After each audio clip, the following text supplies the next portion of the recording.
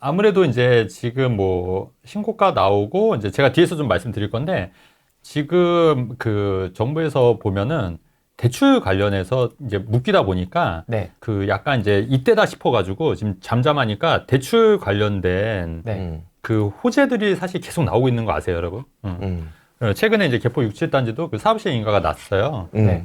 그 사업시행 인가 나오고 최근에 수서 역세권 개발도 지금 발표가 돼 있고 그다음에 이제 강운대역 있지 않습니까? 역세권 개발. 개발에 이제 그쪽에 이제 재건축 단지들도 이제 개발하겠다고 이제 제가 좀 이따 뉴스 보여드릴 건데 네. 이제 그런 식으로 지금 뉴스가 나오고 있는 거예요. 그러니까 그러다 보니까 이제 이때다 싶은 거죠. 이때다 싶어서 이제 왜냐면은 이제 계속 이거를 발표하고 해야 되는데 왜냐면 이제 서울시 입장에서는 공급을 어쨌든 늘려야 되는 것 중에 하나가 재건축 재개발을 활성화시켜서 공급을 늘려야 되는데 집값이 계속 오르고 있으니 이거를 타이밍을 못 잡는 거예요. 괜히 이거 발표했다가 괜히 욕 먹으면 안 되니까. 근데 지금 어쨌든 대출 규제로 이제 시장이 이제 막아 있으니 이제 이런 거를 발표할 수가 있는 거죠. 그래서 이제 그런 지역들은 굉장히 호가가 지금 많이 오르고 있고 지금 그런 지역들은 또 계속 정고점을 이제 뚫는 지역도 많이 있거든요. 그래서 네. 제가 지난번에 방송에서 뭐라고 말씀드렸냐면 네.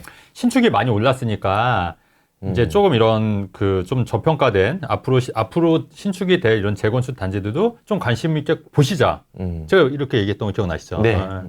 그래서 근데 지금 그게 이제 기사가 현실화되고 있다는 얘기예요. 그래서 지금 보면은 전반적으로 시장은 많이 그 죽었지만 죽은 게 맞아요. 죽었고 거래량도 많이 끊겼지만 이런 재건축 단지들은 계속해서 이제 오르고 있는 거고 또 강남의 신축들은 최근에도 계속 또 고점을 찍고 있거든요. 왜냐하면 이 사람들은 사실은 대출이 필요 없거든요, 크게. 네. 그러니까 대출이 필요 없다 보니까 이제 하는 거고 다만 이제 좀 이제 이제 우리도 좀 올라 볼까 했던 지역들 있잖아요. 뭐 네. 수도권 약간 외곽 지역들, 네. 수도권 외곽 지역들이나 이제 이런 지역들은 이제 오르려고 했는데 대출 규제 딱 막혀보니까 오히려 이런 데는 더 떨어지는 경우거나 이제 지방 같은 경우에도 오히려 좀 올리려고 했는데 지금 지방 같은 경우는 초토화가 됐다. 지금 현재는 이제 그렇게 보여지고 가는 시장만 간다. 이제 가는 시장이라는 얘기는 신축과 재건축, 이런 시장만 지금 가고 있다. 이렇게 보여지는 거죠. 네. 자료에서 지금 신고가가 계속 나오고 있다라고 했잖아요. 근데 제가 그래서 오늘 기준으로 되게 놀라워서 한번 뽑았거든요. 신고가가 어느 정도 지금 보면요. 강남에서 11월 1일부터 오늘까지 오늘까지의 강남의 거래량이에요. 한 12건 정도 되나라고 하는데 파란색으로 되어 있는 게 이제 대명 벨리온 도생. 예, 그리고 LG 에클라트 B 같은 경우는요, 오피스텔이랑 아파트가 섞여 있어요. 그러니까 1층부터 10층까지는 오피스텔, 10층부터 그 이상은 아파트, 이렇게 구분되어 있는 거라서 그냥 오피스텔 같다라고 보면 돼요. 그리고, 마일스 DOB는 오피스텔. 그 외에는 다 아파트거든요. 네. 싹 다 신고가예요. 63억 여기 있다. 네. 톡방에 도는 거. 이게 예. 그거. 그래서 지금 여기 그 11월 2일 날 그 63억짜리를 지켰고, 저도 이제 압구정하고 계속 이제 연락을 하고 있는 데가 있는데, 이제 신고가가 그 압구정 중에서 90억이 찍힌 게 있어요. 그런 것도 지금 계속 나오고 있고, 그래 이게 뭐냐면요, 천정이 뚫린 상태에서 계속 이제 진행이 되고 있는 거예요. 예. 근데 이제 대출 문제로 다시 이제 돌아가면은, 반면에 이제 중저가들은 되게 눌려 있어요. 중저가에 눌려 있는 이유가 얘가 이제 나 올라갈까라고 기지개 피려고 하는데 정작 이 올라가는 거를 막을 수 있는 뭐 정책이면 몰라. 막아서도 안 되지만은. 근데 오히려 대출을 막아서 이제 대출 유동성들을 이용해야 되는 사람들이 되게 힘들게 이제 만들어진 거예요. 그래서 이제 저는 좀 문제가 있다고 생각하는 게 신문 디딤돌부터 펼쳐보시면은 너무 좀 심하다고 생각되는 게 디딤돌 대출이 뭡니까? 5억, 6억. 맞아요. 작은 것들을 해야 되는데 맞아요. 이거를 줄이는 게 과연 집값을 잡는 데 도움이 될까? 이 대출을 물론 수도권의 거래량이 많아진다고 하지만은 이 대출을 수요를 줄이는 건 대기 수요를 더 많이 늘릴 뿐이라고 생각해요. 그리고 문재인 정부 때나 대출을 막아가지고 가격을 막은 적이 단 한 번도 없어요. 그리고 대출은 항상 이 정책이 길게 못 가요. 실질적으로 요거 한번 보시면요. 우리가 대출 막는다고 했잖아요. 근데 지금 KB 같은 경우 오늘 기사인데, 어제 기사는 오늘 기사인데, 어제 기사네요. 이거 대출은 다시 상향을 했어요. 다시 상향. 지금 정부에서 잘못된 게 뭐냐면요. 정부 욕해서 죄송합니다. 예, 근데 이 대출 규제를 했잖아요. 했는데 지금 상황이 어떠냐면요. 보통 대출 상품이 나갈 때 대출 상품을 누가 파는 줄 알아요? 은행이 파는 게 아니에요. 은행이 파는 거는 한 20% 정도밖에 안 되고 대부분 80%가 대출 상담사들이 그거를 내고 상품을 팔아요. 근데 이번 하반기 때 대출 상담사 상품 못 팔겠어요. 80%가 막힌 거예요. 은행에 있는 전세 자금도 막은 거예요. 근데 이제 문제는 뭐냐? 저는 내년이 조금 변화가 있을 거라고 생각되는 이유가 이 대출이 막혀서 못 하는 거지 하려고 하는 사람 되게 많잖아요. 그거에 대한 니즈를 사실은 저는 이 신고가에서도 볼 수 있어요. 신고 계속 63억, 90억이 찍히잖아요. 시장은 다르지만 그런 걸 보면 니즈를 알 수 있는데 이제 내년이 되면은 대출이 어떻게 되냐면요. 지금은 대출 금리가 예대차 금리가 엄청 커져 있잖아요. 지금은 그렇게 해도 대출이 좀 부족하니 하고 싶은 데 있으니까 하는 사람이 있어요. 근데 내년 되면 대출 금리가 줄어듭니다. 왜냐하면 내년에는 영업이 이제 대출 영업이 이제 다시 재개가 되기 때문에 네. 여러 은행들이 시작하면서 경쟁을 하면서 이제 이자 경쟁을 해야지 상품이 좋아지거든요. 그래서 줄어듭니다. 그리고 7월 되면은 이제 3단계 DSR이 적용이 되거든요. 그러면은 그거 되면은 또 줄어들지 뭐 시장이 또 요동치지 않느냐라고 하는데 그거를 해지하는 게 금리 인하입니다. 그래서 지금 이제 이 대출을 막은 게 왜 잘못됐냐. 이게 수요가 또 한꺼번에 쏠리는 현상들이 일어나면은 이게 그냥 있는 게 아니라 가격에 반영이 된단 말이에요.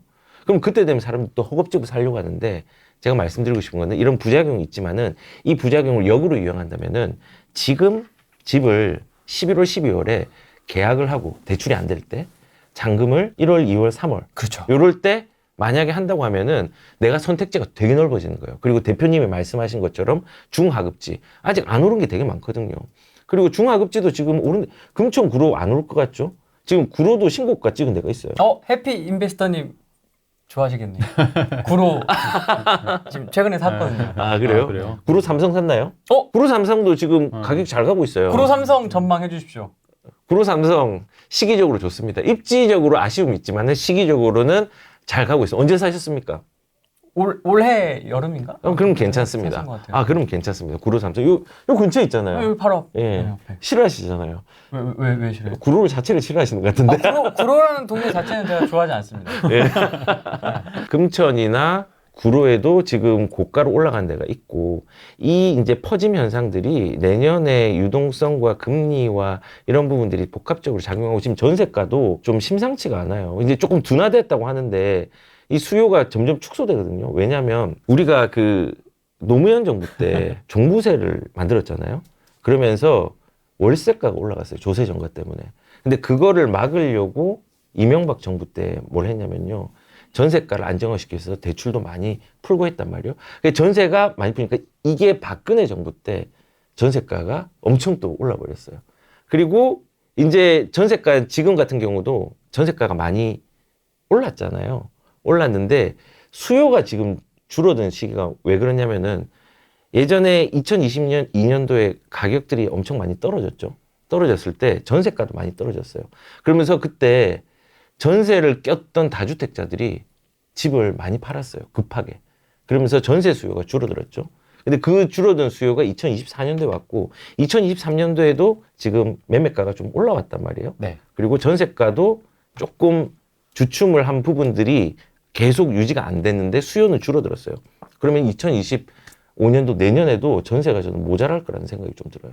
그래서 전세도 움직일 거고 그다음 매매가는 대기 수요들이 올라갈 거고 금리는 떨어질 거고 복합적으로 보면은 저는 이런 게 작용 반작용이 다 있다 생각하는데 그 작용 반작용으로 생각을 한다면 2025년도는 가격들이 사실은 떨어질 구석을 찾기가 되게 힘들어요. 사지 않을 이유가 없다. 그래서 저는 11월, 12월에 내가 원하는 선택지에 내 돈에 맞는 것들을 아직 많이 오르지 않은 범위 내에 진보하는 아파트를 사서 가는 거는 되게 좋다. 아까 말했던 네. 광운대 역세권 거기도 진짜 좋거든요. 저 거기 요즘 좀 추천도 좀 하는 광운대 데가 역세권 누가 얘기했었네 인터뷰에서.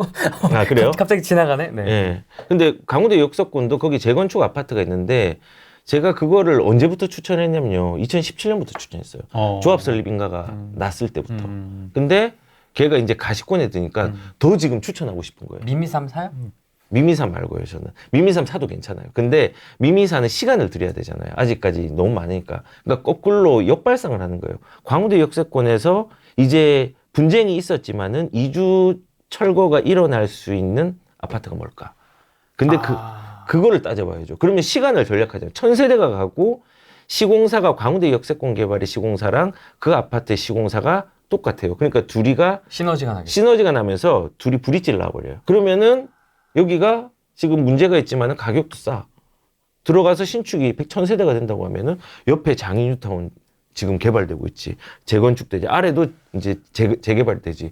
그다음 옆에도 광운대 역세권 이제 또 분양하잖아요. 그런 것들을 복합적으로 생각하면은 싸고 좋은 데를 지금 많이 가져갈 수 있는 데가 되게 많습니다. 이거 어떤 분이 인터뷰할 때 지도 펴고 알려주셨는데 누굴까요, 여러분? 안 보셨죠? 오늘은 지도 안 펴야지. 네. 이거 되게 상세하게 얘기했는데 아무도 안 보더라고요. 아, 그래요? 중요한 얘기네. 되게 중요한 얘기인데 공통적으로 얘기해 주시네요. 네. 아, 그래요?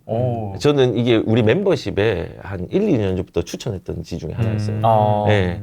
그래서 뭐 아무튼 그렇게 이제 접근을 해서 네네. 11월, 12월을 흘려보내지 않았습니다. 왜냐면은 많은 사람들이 아무리 좋은 상황이라도 진짜 안 좋은 것만 찾으려고 하는 사람이 있고 아무리 안 좋은 상황이라도 좋은 거를 보려고 노력하는 사람이 있어요. 저는 후자가 돼야지 자산을 만날 수 있는 기회가 많다고 생각을 해요. 대표님은 그런 거 되게 잘하시는 것 같아요. 이렇게 좋은 거나 긍정적인 요소를 뽑아내는 걸 되게 잘하시는 것 같아요. 그렇게 긍정적으로 해야지 투자를 하실 때. 안 되면은 내가 죽지 않는 범위 내에서 범위 내에서 해보고 안 되면 또 다른 걸 하면 되죠. 원래 사업이든 뭐든 실패가 있어야지 개선을 해가지고 업그레이드가 되는 거잖아요. 근데 그 실패가 될 걸 두려워하면은 아무것도 안 돼요. 그래서 저는 긍정적으로 마음을 가지고 그 긍정적으로 보려고 하면은 기회의 폭들이 더 커진다는 생각을 많이 해요.